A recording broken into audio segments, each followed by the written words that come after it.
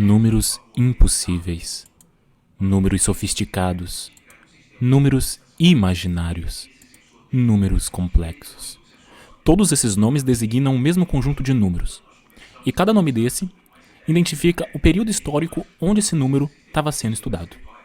Vamos dar uma olhada em como se desenvolveu até se iniciar o que a gente conhece hoje como números complexos. Primeiro, a gente precisa ter a concepção de que uma ideia demora muito tempo para se realizar. Por exemplo, a ideia do zero levaram vários séculos, até que o sistema indo-arábico no século V d.C. tivesse essa ideia genial. Também devemos encarar que a matemática se utiliza de ferramentas, como qualquer outro tipo de estudo. Por exemplo, para construir uma casa, podemos utilizar martelo, alicate, chave de fenda para nos auxiliar e nos ajudar a fazer mais rápido.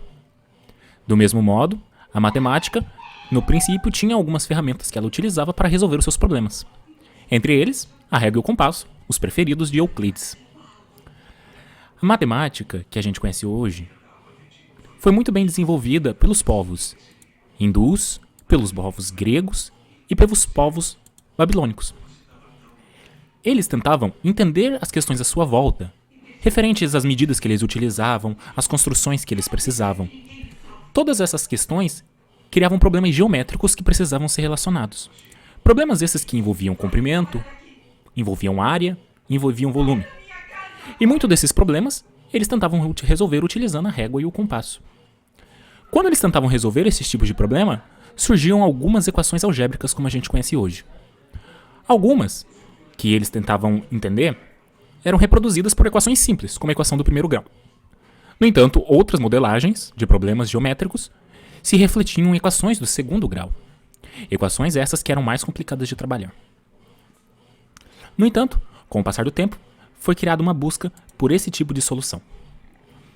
Como esses problemas eram geométricos, eles eram resolvidos por meios geométricos e suas respostas tinham a ver com grandezas geométricas.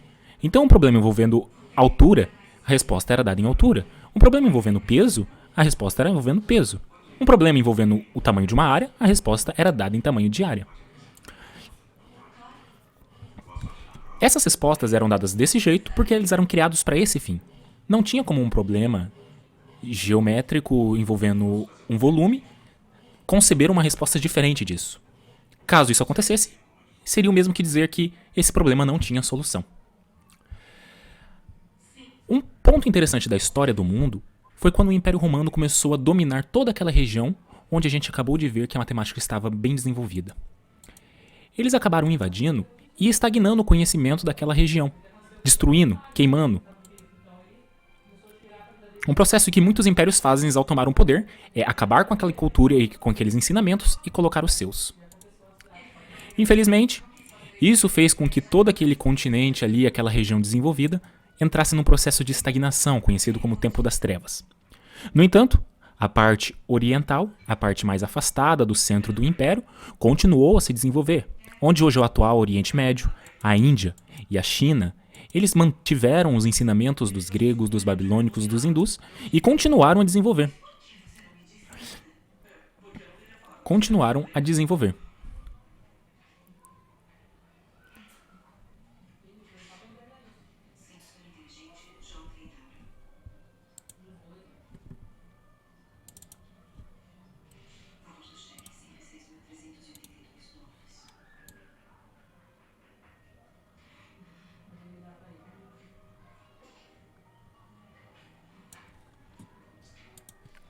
Por exemplo, os hindus, com o sistema indo-arábico e com o desenvolvimento do zero, conseguiram criar um sistema que facilitava muito as contas, a troca entre comerciantes e até mesmo o ensino. O califa Harun al-Rashid teve um papel importante porque ele ordenou que o livro Elementos de Euclides fosse vertido para árabe, o que posteriormente foi uma grande contribuição para o ressurgimento da matemática na Europa. Além disso, a gente tem outro personagem muito importante que foi um matemático e astrônomo chamado Abu Abdullah Muhammad Ibn Muzu Algarins, que foi o responsável pelas palavras que nós conhecemos hoje como algarismo e algoritmo, e provavelmente também álgebra.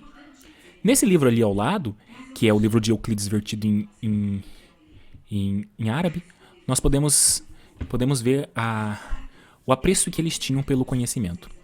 Alhazen, no seu livro sobre o método hindu de adição e subtração, que depois foi ensinado na escola e depois foi utilizado pelos comerciantes, ele começou a ter as ideias do que seria uma incógnita X e os processos para o descobrimento dela. A Índia, ao mesmo tempo, também produzia grandes pensadores como Varamihra, Brahmagupta e o nosso querido Bhaskara, que é responsável pela fórmula resolutiva das equações de segundo grau que nós conhecemos hoje. No entanto, uma ressalva. A equação de Bhaskara não foi desenvolvida por ele.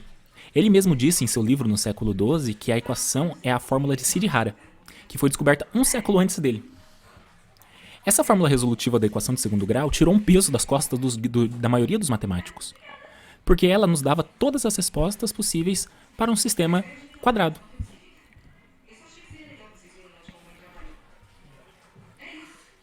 No entanto, a fórmula de Bhaskara trouxe em foco uma questão diferenciada. Quando um problema que era geométrico apresentava uma resposta que não era geométrica, o que isso significava? Por exemplo, raiz de menos 7, se aparecesse em um problema de área. Como isso poderia ser interpretado? Os matemáticos da época tinham uma interpretação clara e prática. Eles consideravam essa raiz de menos 7 como nada. Eles simplesmente ignoravam e diziam que ela não existia.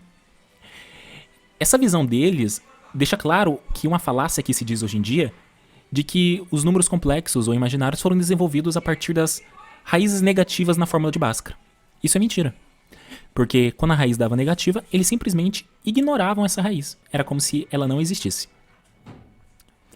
Como a fórmula de segundo grau foi encontrada, os matemáticos tentaram buscar agora novas curiosidades. Eles queriam tentar achar mais e mais respostas. Então, a fórmula de terceiro grau, a equação de terceiro grau, foi a próxima em vista foi a próxima a tentar ser descoberta a resposta. Na mesma época de Bhaskara, algumas pessoas também tentaram resolver essa equação de terceiro grau. Uma delas foi Omar, que é um poeta, conhecido muito pelo seu poema...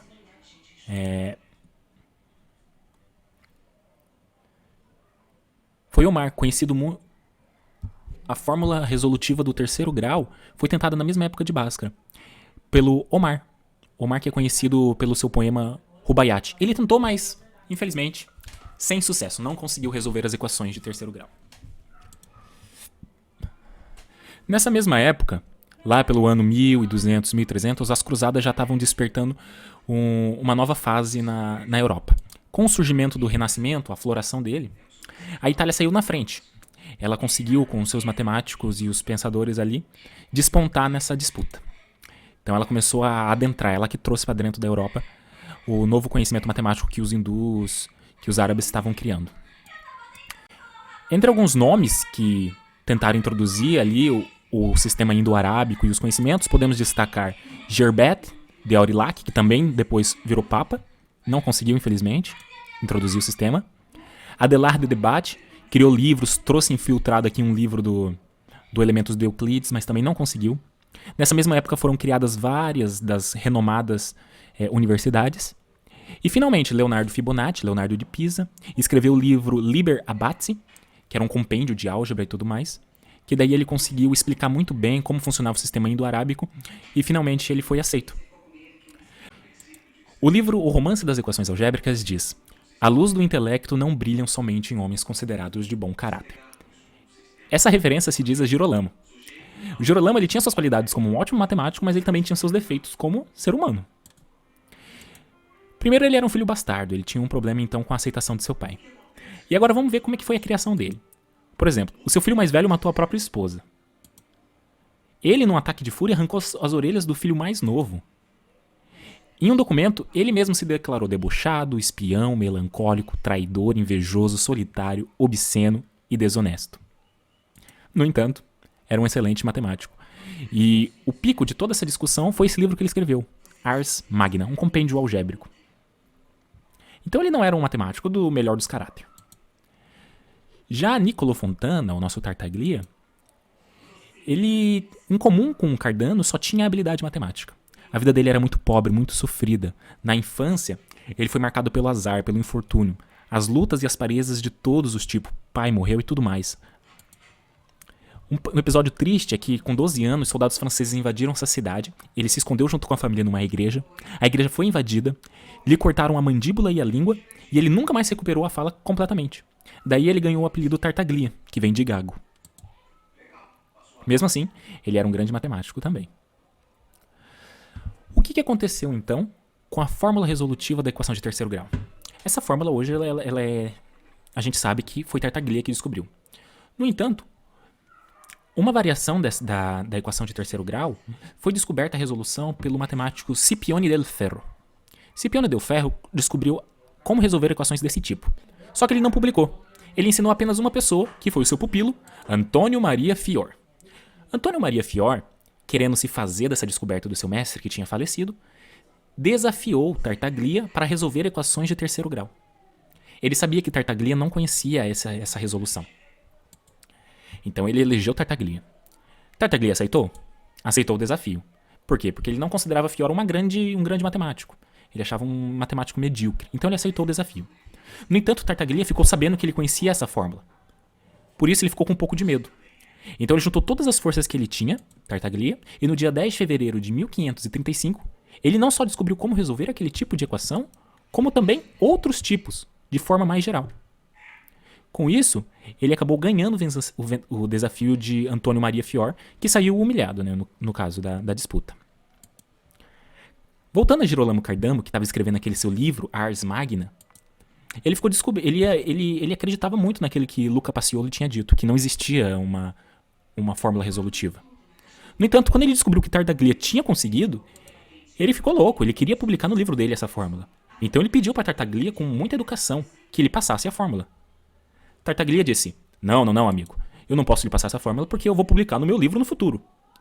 Então ele xingou, insultou, falou coisas horríveis para Tartaglia para que ele lhe passasse a fórmula.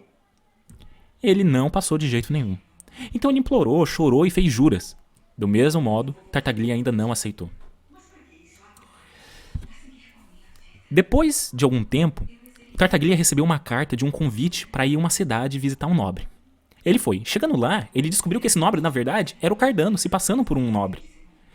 E aí, Cardano se ajoelhou, implorou, e chorou e fez juras ao nome de vários deuses. Tartaglia então se comoveu e revelou, em forma de segredo, a fórmula resolutiva. No entanto, Girolamo não conseguiu entender a fórmula resolutiva em forma de segredo e pediu: me conta seu segredo, Tartaglia, não seja egoísta com o desenvolvimento matemático. Então ele contou. Como todos imaginamos, Girolamo não cumpriu a promessa dele, de não publicar. Ele queria só pelo saber matemático. Não. Ele publicou como se fosse de autoria dele a fórmula, e isso deixou Tartaglia muito bravo. No entanto, apesar da fórmula estar algebricamente correto, ela ainda apresentava erros, na visão deles na época. O método apresentava apenas uma resposta, mesmo as outras sendo óbvias. Como assim? Esse problema que surgia era o seguinte: uma resposta ela era óbvia, só que não se conseguia encontrar ela pelos métodos de Tartaglia. Sempre se chegava numa raiz quadrada de um número negativo. Como calcular esse tipo de raízes? Eles não tinham. Então Cardano, depois de tentar muitas vezes, ele falou: vou considerar essas raízes negativas como números, vou operar com elas. Então, a gente dá o selo de o primeiro a tentar operar com raízes negativas a Cardano. E ele conseguiu. As raízes negativas foram interpretadas também, agora, nesse momento, como mais uma ferramenta matemática. As raízes negativas são uma ferramenta, um artifício. São um jeito da gente calcular equações de terceiro grau. Elas não existem. Aí entra que elas foram chamadas de números sofisticados, que eram utilizados apenas como recursos, não eram válidas. No entanto, com o passar do tempo, eles perceberam que não dava certo operar elas com as propriedades aritméticas usuais. Precisavam de propriedades particulares. E foi Bombelli quem investigou essas raízes mais a fundo, que estrinchou elas como o soma de um A e um B. Ele falou: não, a gente precisa quebrar essas regras e entender de outro jeito. Ele que escreveu um livro onde ele fez uma axiomática completa de como elas deveriam ser tratadas, como a gente deveria ver elas. E outro matemático que contribuiu também para a criação dos números complexos como conhecemos hoje foi Euler. Euler foi quem introduziu a notação de I, que colocou a propriedade de I ao quadrado igual a menos 1. tudo mais. Separou a raiz do negativo. E quando isso aconteceu, pronto. Junto com o desenvolvimento do cálculo diferencial integral de Cauchy e Leibniz, isso acabou criando uma revolução no mundo todo. A partir de agora, o conjunto dos números complexos era um conjunto que era o melhor para trabalhar. Era o que tinha todas as resoluções das equações. O professor de matemática pode pedir para que os alunos façam uma pesquisa semelhante para mostrar como a matemática ela é humana e viva.